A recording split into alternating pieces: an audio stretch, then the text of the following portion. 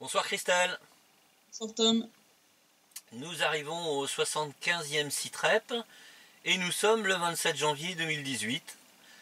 Et on fait suite avec ce SITREP au SITREP précédent concernant en particulier la loi de réintégration du Donbass, qui est une catastrophe absolue. Ouais, Et ouais. tu vas nous en parler au cours du SITREP parce que eh bien, l'Allemagne et la France ne Ils se sont pas sont... vraiment illustrés, ouais. Voilà, Là, non, là ils ont fait très fort au niveau, comment dire, faire une réaction diplomatique pour ne rien dire plus ou moins, ou pour dire des conneries en tout cas. Euh, ça c'est l'explication la plus gentille qui soit. oui, oui, non, mais Hein. j'essaie toujours, tu vois, de rester optimiste vis-à-vis de la nature humaine. Ouais. Non, mais bon, voilà, je vais expliquer après à nos auditeurs, ils vont comprendre. En tout cas, durant la semaine écoulée, l'armée ukrainienne a violé le cessez-le-feu en République populaire de Donetsk à 45 reprises, donc moins que la semaine dernière. Bon, certainement dû, entre autres, à la présence d'Alexander Hoog, hein, qui est venu en RPD. Pendant qu'il était là, c'était relativement calme. Mhm. Durant cette semaine, donc l'armée ukrainienne a tiré 21 obus d'artillerie, 250 obus de mortier de 82 et 120 mm. Il faut y rajouter 11 violations du cessez-le-feu durant les dernières 24 heures. Ces bombardements ont touché 20 localités de la République, donc le double de la semaine dernière. Donc comme on peut le voir, c'est quand même pas une bonne tendance. Non, surtout au niveau du Surtout bilan au niveau humain. du bilan. Ouais, ouais. Surtout au niveau du bilan, puisque suite à ces bombardements, un civil est mort. Enfin, ces tirs même, puisque ce civil qui est mort à Yelenovka. Donc le 21, il a été tué par ce qui semble être donc une balle de sniper qui a été tirée dans un bus civil qui se trouvait sur le point de passage de Yelenovka, donc qui est une ville qui est juste à côté de la ligne de front. Il y a un point de passage de la ligne de front à cet endroit-là, et l'armée ukrainienne n'a rien trouvé de mieux à faire que de tirer sur un des bus qui est en train de franchir le point de passage. Lors de ce tir, un civil a été tué et un autre a été blessé. 5 autres civils ont été blessés à Dokuchaïevsk le 22 janvier au soir lors d'un bombardement assez intensif de la localité. Donc ça nous fait un total de 1 civil mort et 6 blessés en une semaine. C'est énorme. Ouais. Il faut y rajouter 4 soldats de la RPD qui sont morts durant la semaine écoulée, 3 qui ont été blessés et 1 qui a été capturé par l'armée ukrainienne. C'est dans le sud de la RPD que ça a eu lieu. Donc peu de bombardements, mais par contre le bilan humain il est violent. C'est bien ciblé, voilà, c'est moins de bombardements mais plus ciblé. D'ailleurs, le civil qui est mort et celui qui a été blessé à Yelenovka, le tir a eu lieu la veille de l'arrivée d'Alexander Hoog par le même point de passage, et le bombardement de Dokuchaïevsk a eu lieu au moment où Alexander Hoog était en train de passer le point de passage de Yelenovka justement. Faut savoir que Yelenovka est à peine 10 km de Dokuchaïevsk à vol d'oiseau. Hein. D'accord. Voilà, donc juste pour bien expliquer un peu la mentalité de l'armée ukrainienne. Voilà, Alexander Hoog arrive, il tire à 10 km de là où il est en train de passer, tout va bien. Ils se foutent totalement de leurs obligations par rapport aux accords de Minsk. Ça, c'est maintenant, là, c'est clair, net et précis. Hein, je veux dire. Voilà. Donc, résultat, au niveau habitation infrastructure, 12 habitations ont été endommagées, entre autres à Dokuchaïevsk et à Sakhanka. À 2 reprises durant la semaine, les stations de pompage d'eau ont été visées par l'armée ukrainienne à Vassilievka le 21 janvier et près de Yassinovataya hier. Le bombardement d'hier a touché le transformateur de la station de pompage, provoquant une fuite de 2,5 tonnes d'huile et le passage de la station sur une ligne électrique d'urgence afin qu'elle puisse continuer de fonctionner. L'après-midi même, une équipe de réparation était sur place pour remettre le transformateur en état et endiguer la fuite d'huile. Mais l'armée ukrainienne n'a rien trouvé de mieux à faire que de les prendre pour cible. Heureusement sans faire de victimes. Mais bon, l'équipe de réparation a dû quitter avec difficulté la zone bombardée. Ils ont vraiment eu du mal à s'extraire de là sans se prendre une balle ou des shrapnels. Quoi. Tu vois un peu le truc. Quoi. Donc, c'est magnifique. Concernant Vodafone, les nouvelles sont pas bonnes puisque Vodafone a l'air un peu de rétro-pédaler. et de dire que bon, finalement ils sont pas super chauds en fait pour aller remettre en état leur station émettrice dans le Donbass, et que en gros ils n'ont pas l'intention de réparer le réseau. Donc Denis Pouchiline a décidé de porter la question lors des prochaines discussions à Minsk, en rappelant que pour bon nombre de retraités, c'est le seul moyen de garder le contact avec l'autre côté, de pouvoir continuer à toucher leur pension, etc. Que c'est inacceptable. Vodafone se cache derrière le fait qu'ils doivent respecter la législation ukrainienne. Enfin, tu vois, tu vois le truc. C'est un traquenard, ça sent mauvais cette histoire-là. Hein. Donc voilà un peu la situation pour le moment. Donc on a toujours que l'opérateur local qui fonctionne. En RPL, Vodafone fonctionne, mais pour combien de temps? Parce que si Vodafone effectivement part dans l'idée que finalement ils sont plus très chauds pour continuer à travailler dans le Donbass, tu vois un peu le... Pour qu'ils soient prêts à s'asseoir sur des millions d'euros de bénéfices, parce que l'équipement, il existe lui, hein, par contre. Hein. Oui. Voilà, hein. Ils vont pas le récupérer. Non, ils vont pas le récupérer, non. Actuellement, d'ailleurs, l'opérateur Phoenix est en train de réutiliser, en fait, de remettre sur son software à lui, en fait, les stations d'émission de l'opérateur Life, qui n'opère plus en RPD depuis belle lurette. Donc, ils ont récupéré les stations d'émission et ils sont en train de les réhabiliter pour les faire fonctionner sur le système Phoenix. D'accord. Un peu comme ça, parce qu'effectivement, pour l'instant, le réseau est toujours quand même très, très engorgé. D'accord. Concernant donc ce civil qui est mort lors d'un tir à l'arme légère sur le bus, la Yelenovka, il faut se rappeler qu'un cas similaire avait eu lieu en 2016 au point de passage de Mayorsk.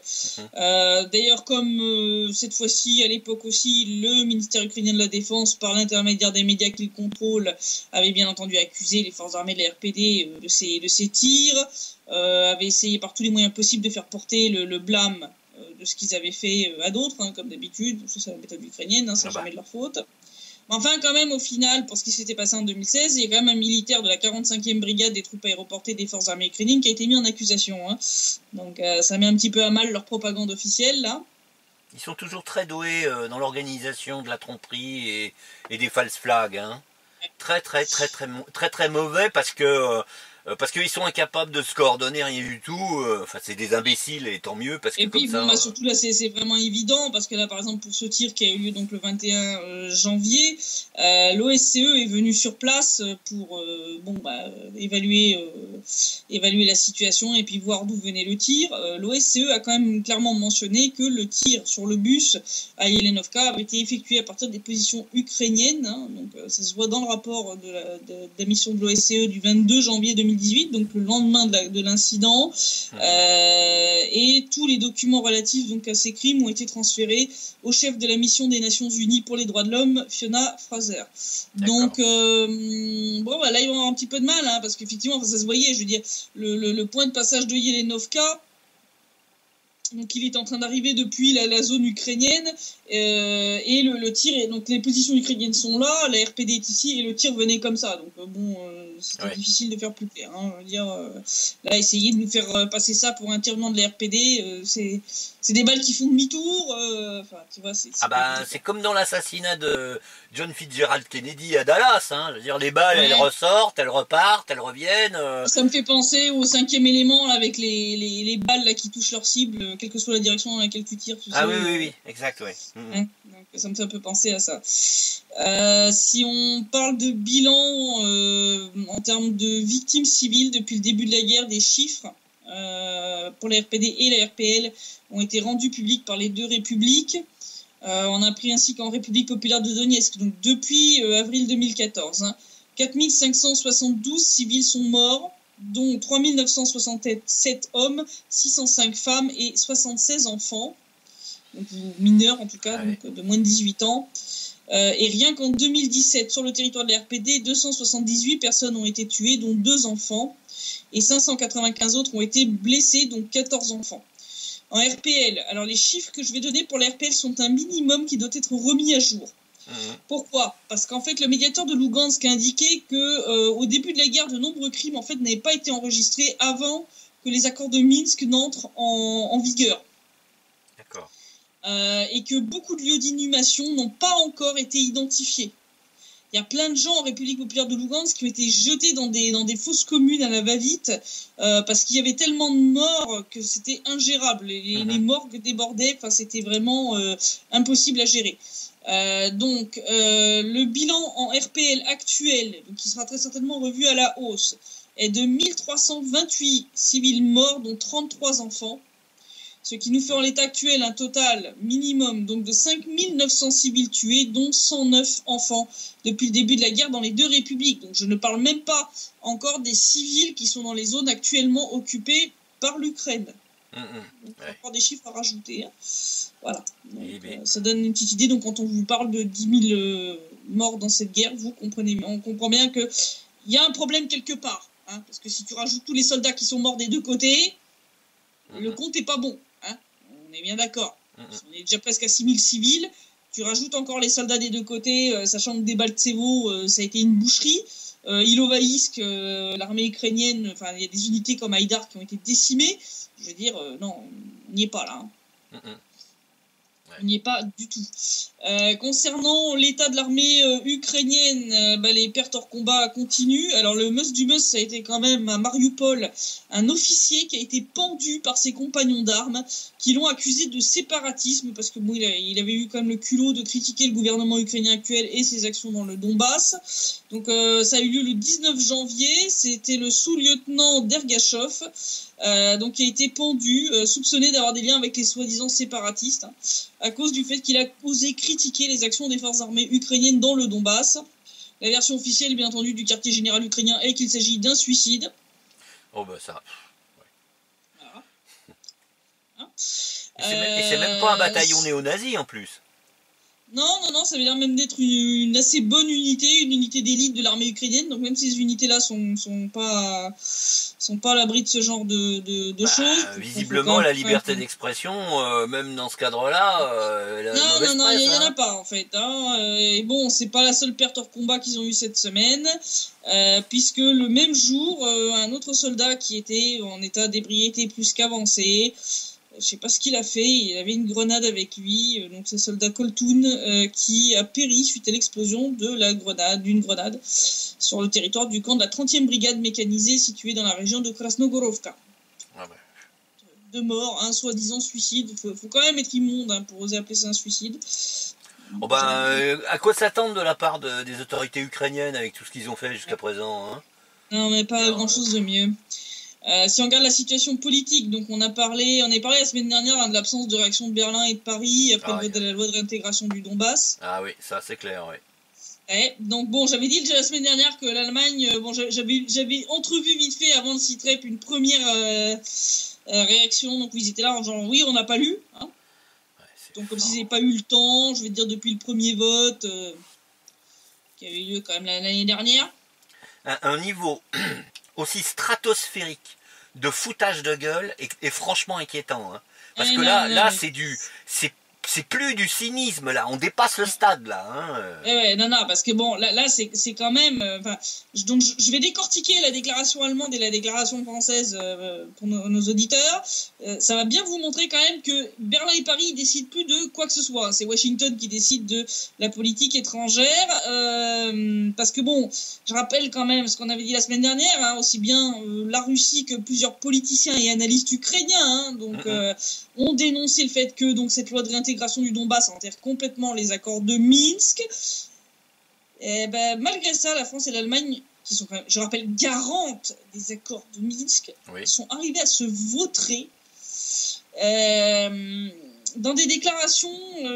Je trouve plus de mots en fait pour qualifier ça, puisque donc après avoir donc dit qu'ils n'avaient pas encore pris vous n'avez pas encore vérifié tout le texte, qu'ils ne pouvaient pas faire de déclaration définitive, etc., parce qu'ils ne l'avaient pas étudié. Alors déjà, ça m'avait fait un petit peu halluciner de la part de Berlin.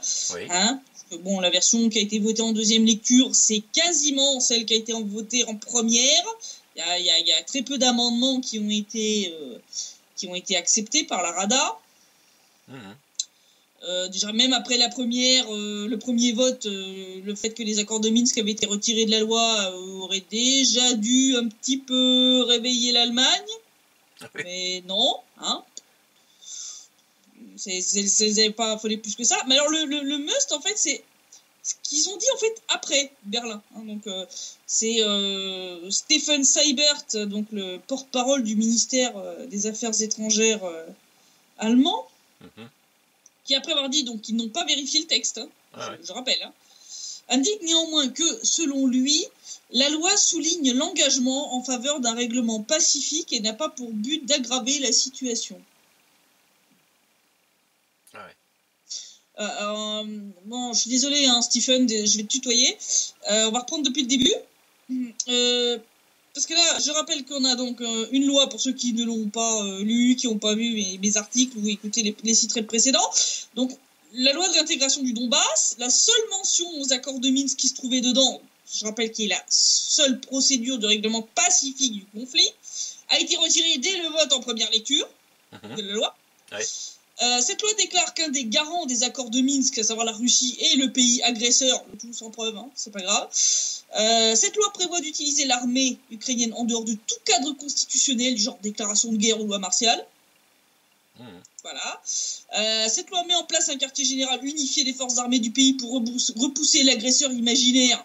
Parce que je rappelle que la Russie n'est pas présente dans le Donbass. Donc en réalité pour génocider la population civile du Donbass. Mais pour Stephen Seibert, cette loi n'a pas pour but d'aggraver la situation et elle souligne l'engagement de Kiev en faveur d'un règlement pacifique du conflit. Je sais bien qu'ils vont très loin dans la novlangue en Occident. C'est la guerre, c'est la paix. La démocratie, c'est les tapis de bombe. Je sais bien que vous prenez vos concitoyens, vos électeurs pour des cons, pour rester poli. Oui, hélas, oui. Mais là, il y a des limites à prendre les gens pour des débiles quand même. Parce que si cette loi souligne l'engagement de Kiev en faveur d'un règlement pacifique du conflit, je voudrais savoir ce qu'il faudrait qu'elle contienne pour que M. Seibert considère qu'elle a pour but d'aggraver la situation. Des camps de concentration pour les habitants du Donbass, ou même ça, il essaierait de nous dire que c'est des camps de vacances.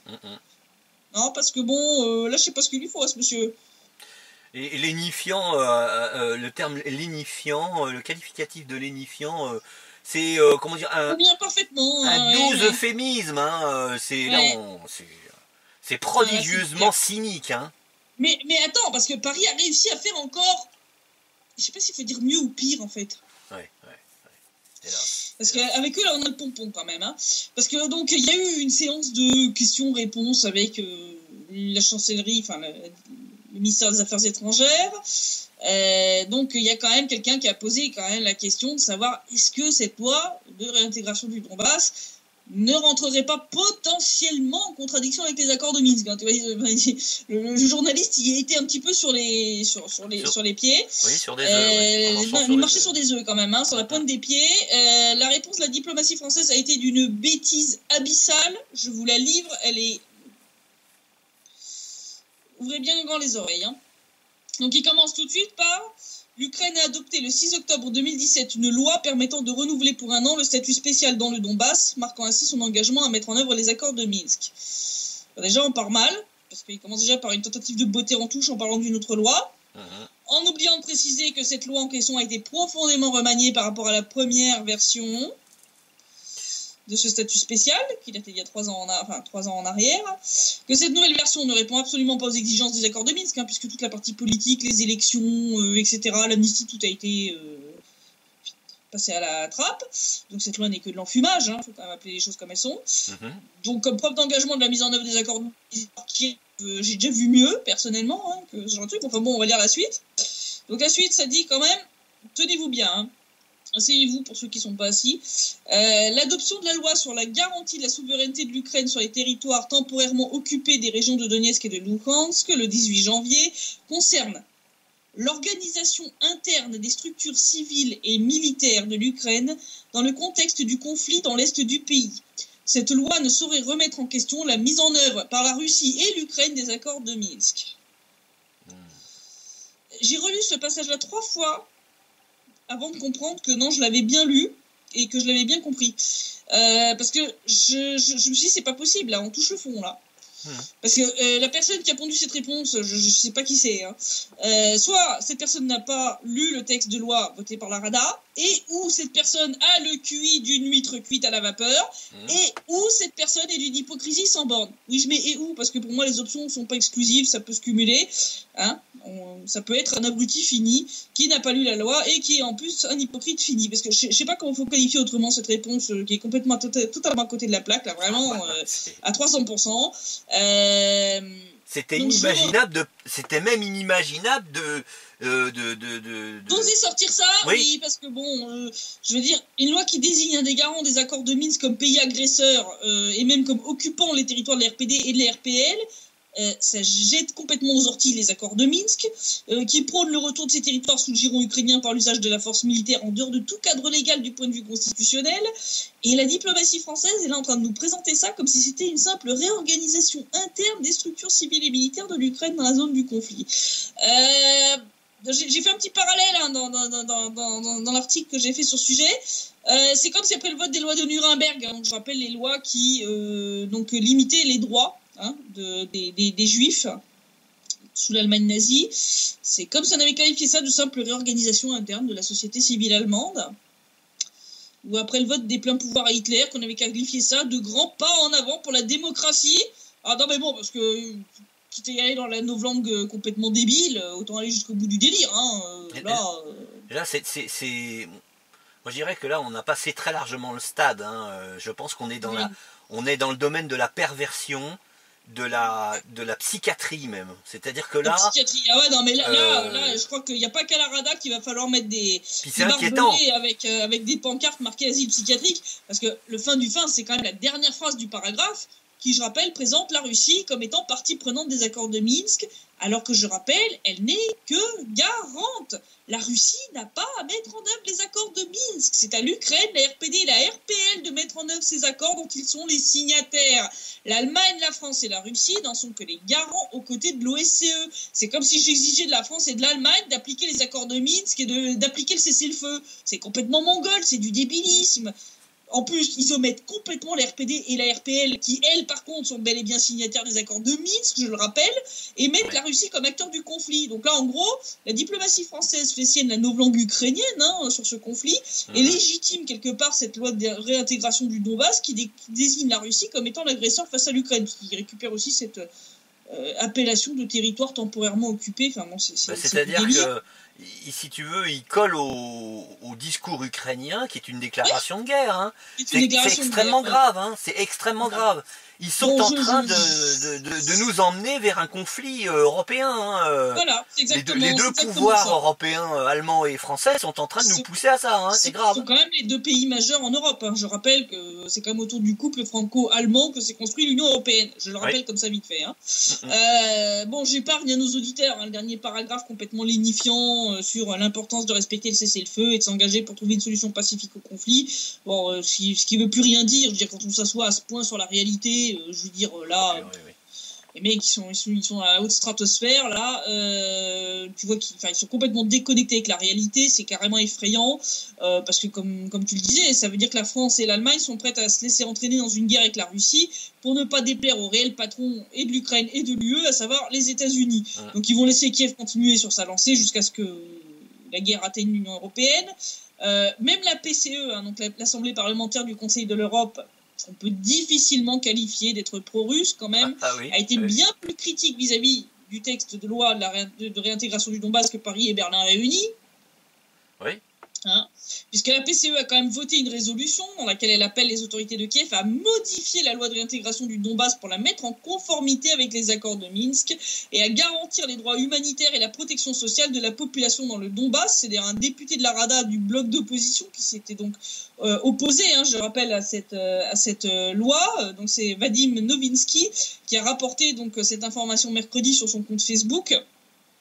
Il a dit, je cite, « C'est la première réponse sérieuse de la communauté internationale à cette loi controversée. » Ouais. Donc, la première réponse sérieuse à cette loi, n'est pas venue des garants des accords de Minsk, elle est venue de la PCE. C'est grave quand même quand tu y réfléchis. Hein. Le député a aussi d'ailleurs souligné que la PCE a publié un rapport sur la situation humanitaire en Ukraine qui donne une image extrêmement impressionnante mais négative de la catastrophe humanitaire sur laquelle le gouvernement ukrainien essaye de fermer les yeux, puisque ce rapport rappelle que en raison de la guerre dans le Donbass, plus de 4 millions de personnes ont besoin d'aide humanitaire. La guerre a coûté la vie à plus de 10 000 personnes, tandis que plus de 1,5 million de personnes sont devenues des déplacés internes dans leur propre pays, et près d'un demi-million de personnes demandent l'asile dans d'autres pays. Je signale, principalement en Russie, pays prétendument agresseur, cherchez ici. Ouais. Il y a une petite dissonance cognitive là. J'ai pas souvenir que quand l'Allemagne nazie envahit la France, que les Français qui fuyaient, ils partaient côté allemand. Hein. Non, ça c'est clair. C'est même d'ailleurs ce qui a empêché une partie de l'armée française de résister à l'avancée allemande. À l'avancée allemande, parce que les routes étaient complètement encombrées. C'est ça. Donc, là, comme j'ai dit, on a eu un espèce de calme relatif, donc lié à la présence d'Alexander Roug. Là, maintenant, Poroshenko est à Davos en train de demander de l'argent. Donc, c'est pour ça peut-être aussi que pour l'instant, c'est relativement calme.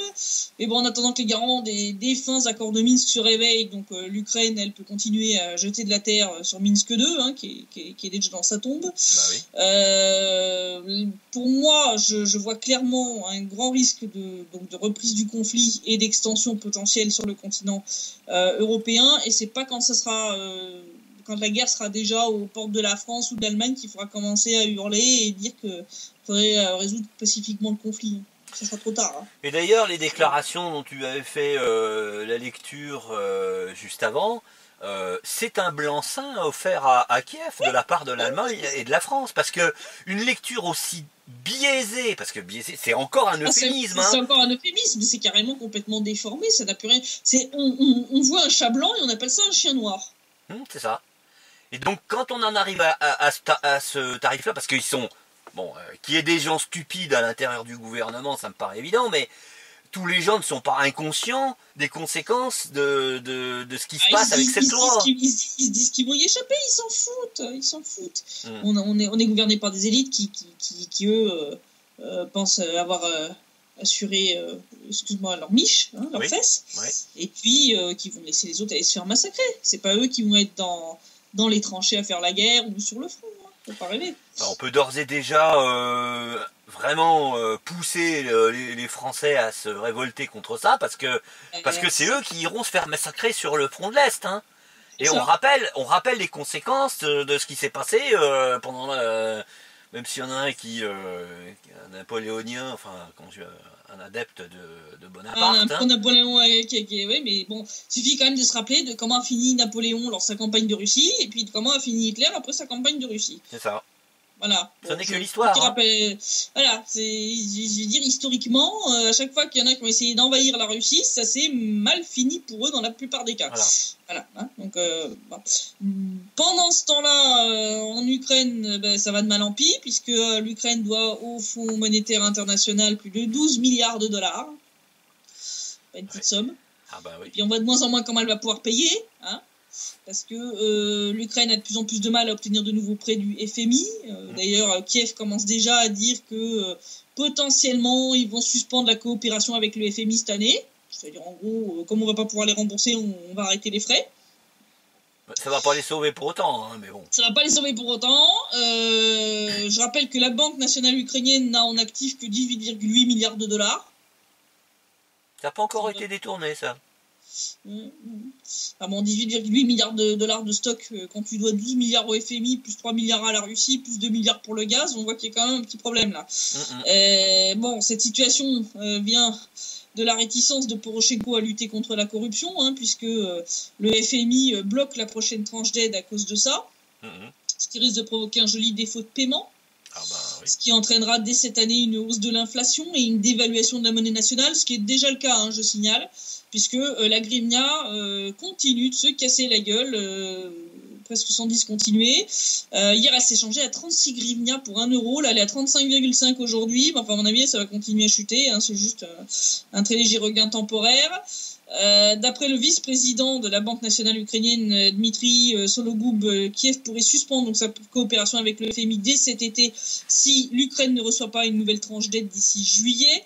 Il reconnaît aussi que l'octroi de cette tranche ne serait possible qu'après l'adoption d'un tas de réformes impopulaires. C'est aussi un tas de réformes qui sont particulièrement cyniques et ignobles. Ah oui. Voilà. Parce que bon, il te cite le fait qu'il y a des problèmes de corruption, mais il n'y a pas que ça. Hein. Il y a quand même 4 exigences pour l'attribution de la prochaine tranche d'aide, à savoir l'adoption de la loi sur la privatisation qui garantira la vente transparente d'actifs publics.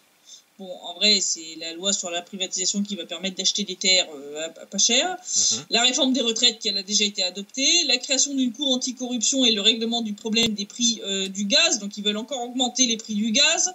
Enfin, tu vois, je veux dire, les gens, ils sont déjà dans la merde comme c'est pas possible. Ils peuvent déjà pas payer leur charge communale. Je vois pas. Enfin, là, c'est du génocide économique.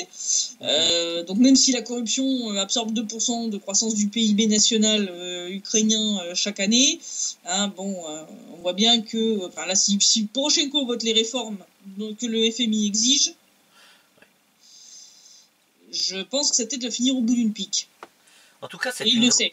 Ouais, c'est une grande réussite. Hein. L'Ukraine qui commence à s'intégrer à l'Union européenne, c'est vraiment une réussite. Hein. Surtout que l'Union européenne, d'ailleurs, elle a aussi refusé d'accorder son aide à l'Ukraine. Là aussi, à cause, soi-disant, du niveau de corruption élevé dans le pays. Bon, ce qui n'est pas faux, hein, soit dit en passant. Mais bon, le chef de la représentation de l'Union européenne en Ukraine, Hugues Mingarelli, a expliqué que l'Ukraine n'avait pas reçu cette aide financière de 600 millions d'euros car Kiev n'avait pas rempli ses engagements en termes de réformes structurelles et économiques et ainsi qu'au sein de l'administration.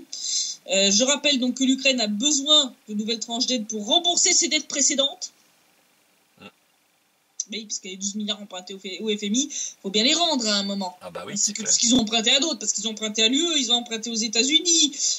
Je rappelle que fin 2017, la dette publique ukrainienne avait atteint quand même un record de 77 milliards de dollars, soit 85% du PIB. Et cette année, c'est bien parti pour continuer à la hausse. Et même si la Cour de Londres donc, a pour l'instant postposé sa décision sur la fameuse dette de 3 milliards que l'Ukraine doit à la Russie, ça ne sauvera pas l'Ukraine au final. Hein. Vous pouvez leur donner 2 mois ou 3 mois de plus, ça ne changera rien au résultat final. L'Ukraine va se casser la gueule. En Ukraine toujours d'ailleurs, Timoshenko est en train d'accuser Poroshenko de mettre la main sur la commission électorale pour pouvoir truquer les élections. C'est l'ambiance. Oui. Saakashvili a appelé à organiser de nouvelles manifestations pour demander la démission du gouvernement le 4 février. Donc, ça commence à sentir bien le sapin là pour Poroshenko quand même. En fait, ces conséquences-là, c'est l'illustration de l'effet de la corruption sur un pays comme l'Ukraine. Moi, je faisais un texte là, il y a quelque temps en expliquant que la corruption, c'est comme une hémorragie interne dans le corps humain.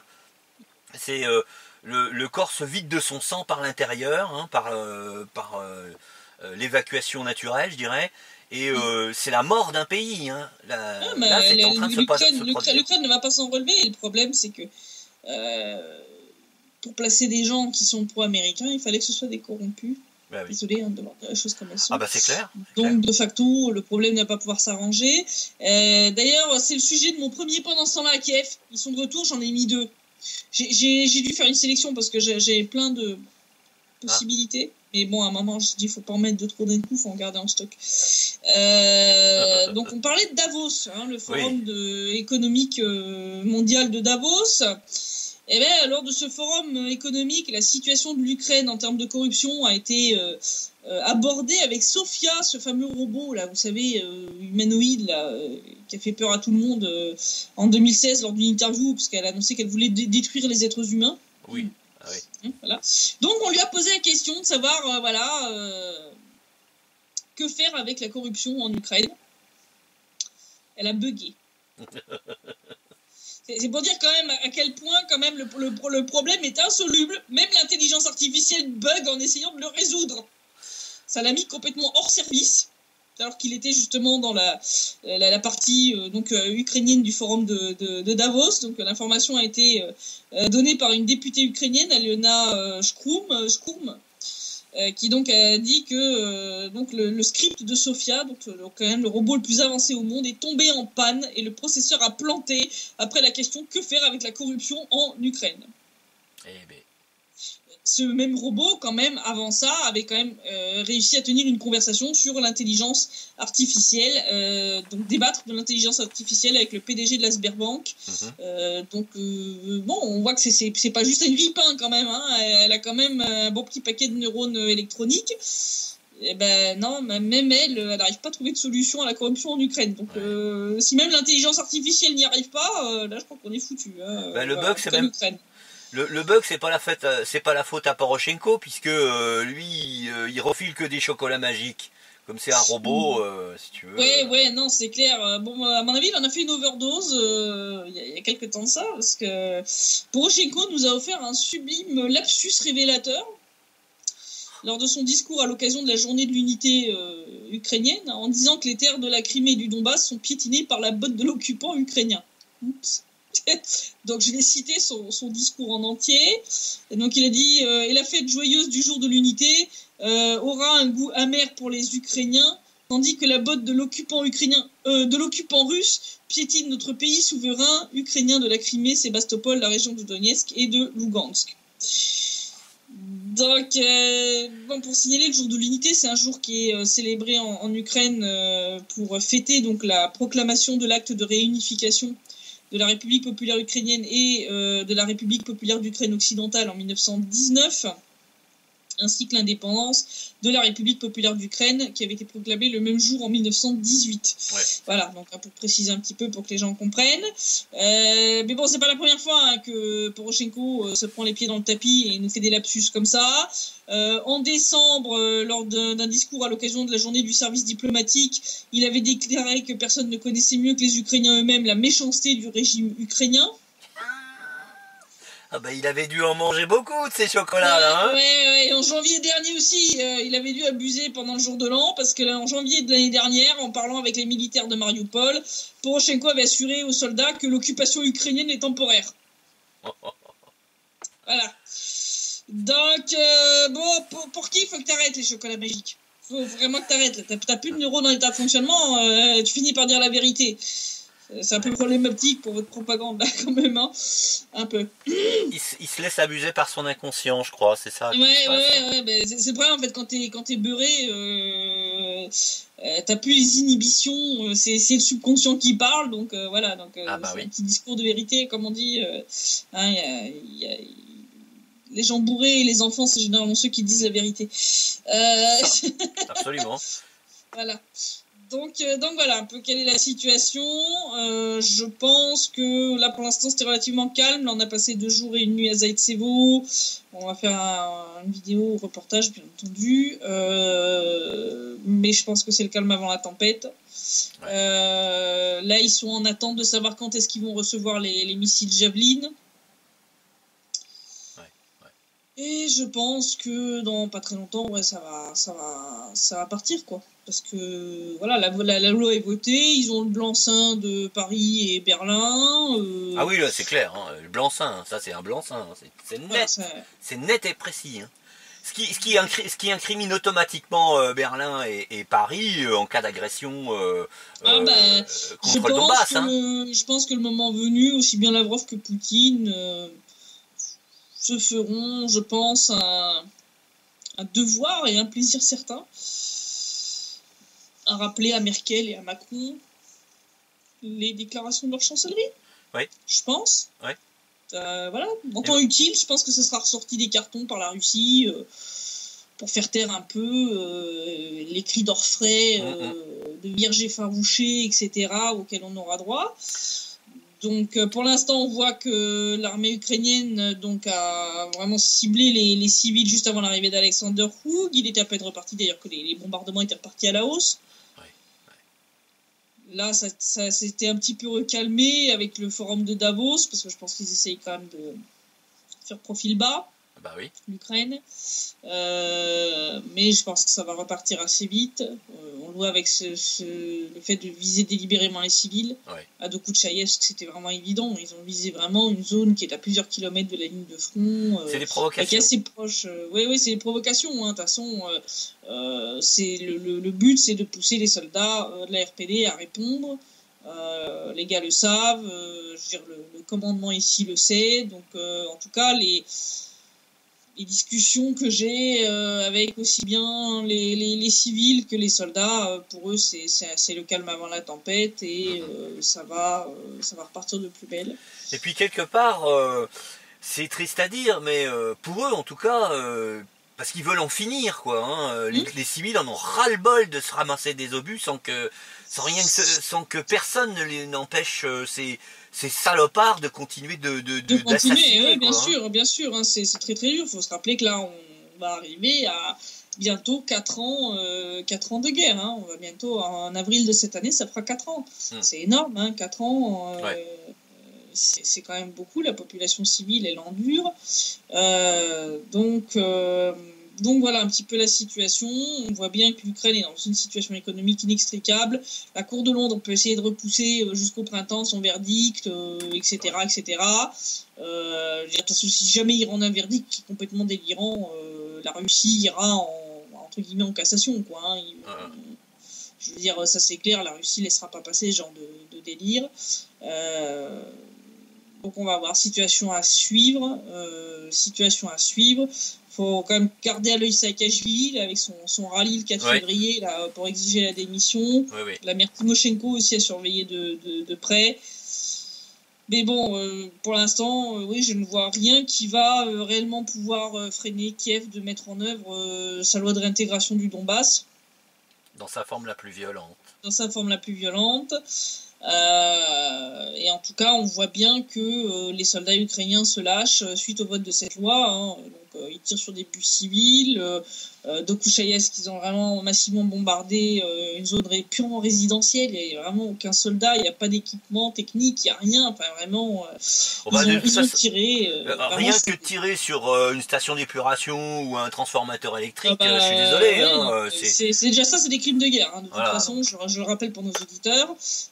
Mais on voit bien que le bilan humain par rapport au nombre de bombardements de la semaine montre clairement une volonté délibérée de viser les civils, les infrastructures civiles, ce qui est clairement des provocations pour pousser l'armée de la RPD à répondre, parce que Kiev voudrait essayer de justifier son attaque.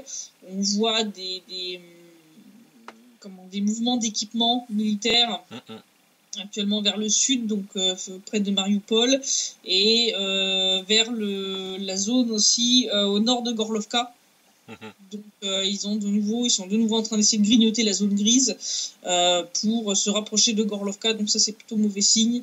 L'armée ukrainienne aurait enlevé un certain nombre de mines, etc. Donc ça peut signaler peut-être une prochaine offensive dans cette zone-là. Donc situation à surveiller. Pour l'instant, on est en mode wait and see, donc on regarde au fur et à mesure. Donc je conseille de nouveau à nos auditeurs de suivre notre chaîne sur Telegram, de suivre Donny sur Contact. Il y a de plus en plus de problèmes avec Facebook. En plus de la censure, il y a d'énormes bugs actuellement. Des gens arrivent à voir mais n'arrivent plus à partager, quel que soit le contenu d'ailleurs, soit dit en passant, hein, pas seulement les nôtres. Donc il y a de très très gros problèmes sur toutes ces plateformes là. Donc si vous voulez être sûr de pouvoir avoir les informations en temps réel, suivez-nous sur ces deux plateformes, donc Telegram et Contact, qui sont des plateformes où il n'y a pas de censure et où vous pouvez sur Telegram, vous le recevez immédiatement, que ce soit sur votre téléphone, votre tablette ou votre PC. Voilà. Eh bien écoute, merci Christelle pour tes informations. C'est vrai que là, on a le sentiment d'entrer dans une espèce de tunnel sombre. Beaucoup de gens, dont moi-même, ont vraiment la sensation que on a fait le maximum, mais qu'on part quand même dans le mur. Là, on part vers le gouffre et on a l'impression qu'on peut plus rien y faire, qu'on peut plus infléchir le cours des événements. malgré ça, il faut quand même continuer d'essayer d'informer, de garder l'espoir qu'on peut arriver à changer les choses jusqu'au dernier moment. Ouais. En tout cas, je l'espère, parce que sinon, c'est quand même très mauvais pour le continent européen et tous les pays de l'Union européenne qui vont se retrouver transformés en champ de bataille pour satisfaire les intérêts des États-Unis, qui, eux, en auront rien à foutre à plusieurs milliers de kilomètres de l'autre côté de l'océan et qui se laveront complètement les mains du bordel qu'ils auront foutu en Europe. Je le rappelle, pour ceux qui idolâtrent encore les États-Unis. Voilà. Ouais. Voilà. Et puis, en attendant, je te dis à la semaine prochaine, en espérant que on va pas assister comme l'année dernière à une escalade extrêmement brutale dans les derniers jours du mois et le début du mois de février. Mais bon, je suis pas très optimiste, quoi. Non, là, tout est réuni pour que ça pète. Ouais. Bonne soirée quand même, hein, Christelle, et à la semaine prochaine. À la semaine prochaine.